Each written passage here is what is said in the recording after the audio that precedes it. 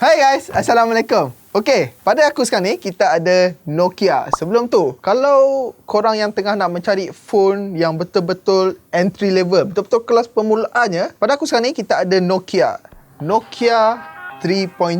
Nokia 3.2 ni adalah sebuah smartphone yang betul-betul kelas permulaan, yang bagi korang yang tak pentingkan spek, tak pentingkan performance, tak pentingkan kamera.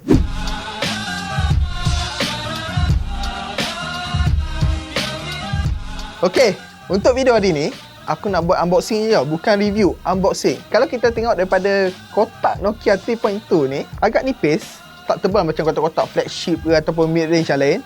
Okey, spek dia. Kat sini kita ada 6.26 inci HD Plus je, dan kita ada 4000 mAh bateri. Nokia juga claim dia boleh tahan 2 hari bateri life. Wow. Kemudian kita ada kamera utama 13 megapiksel. Kamera selfie 5 megapiksel. Lepas tu dia ada dedicated Google Assistant button. Lepas tu kita ada face unlock macam biasa. Dia menggunakan chipset Snapdragon 429. Kat sini lagi dia ada tulis ada 2GB RAM. No, bukan 2GB RAM. Kat sini juga dia ada tulis 32GB storage. Okey, kita unbox lah.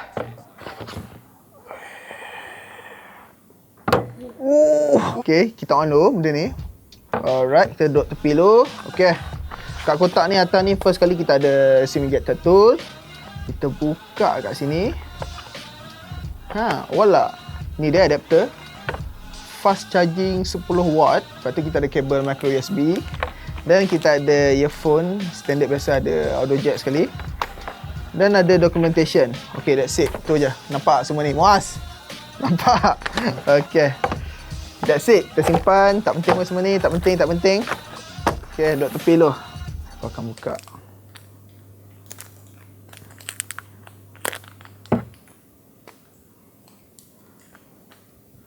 Agak simple lah phone ni. There you go. Stop. Pure Android. Android One. Yes. Pure Android pula. Android One. Turunkan sikit brightness. Okay, ni dia. Skrin HD Plus 720.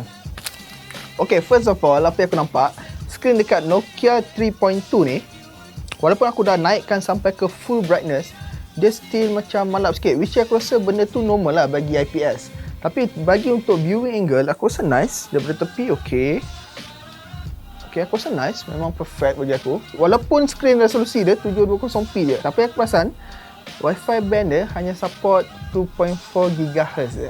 Which aku rasa macam agak sedikit disappointed sikit. Kita tak tengok video.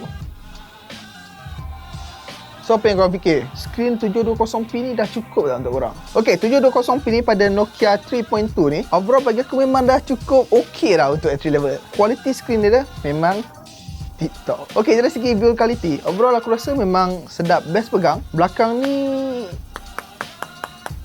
aku rasa plastik ni. Plastik.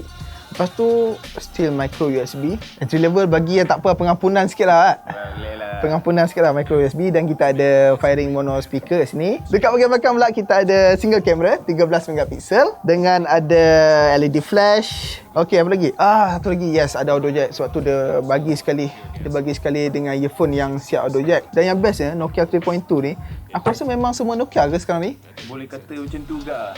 Dia dah ada notification light dekat button power button. Okey, berbeza dengan Nokia 4.2 yang Muaz review itu, dia punya notification light dia dekat bahagian luar tau. Untuk Nokia 3.2 ni, dia punya notification light dekat dalam ni. So bila notification masuk, dia akan berkelip-kelip menyala. Dan bila korang charge phone pun, dia akan menyala juga.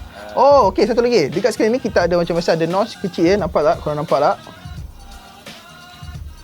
Yes, kita ada dew drop notch yang menempatkan kamera selfie 5 megapiksel. Dari segi spesifikasi pula, Nokia 3.2 ni didatangkan dengan Snapdragon 429, RAM 3GB dengan internal 32GB. Kira okey lah kot untuk entry level kan. Okey, sistem operasi pada Nokia 3.2 ni didatangkan dengan sistem operasi Android One. So ada bonus kat ni, kalau korang teringin nak merasa Google experience, so Nokia 3.2 ni adalah salah satu phone yang korang kena cuba. Contoh kalau macam Pixel agak mahal, tapi kalau korang nak juga mencuba macam mana Google experience tu smooth je, mungkin Nokia 3.2 ni pilihan korang. Nokia 3.2 ni aku rasa overall bagi korang yang macam aku cakap tadi, tak pentingkan performance, yang beli untuk mak-mak, untuk abah-abah korang ke nak pakai untuk call, Nokia 3.2 ni yes, memang khas untuk golongan-golongan macam tu. Walaupun Nokia ni orang kata agak overpriced, harga dia, lupa aku nak mention, harga dia adalah RM499, which aku rasa bagi aku mahal sikit sebenarnya.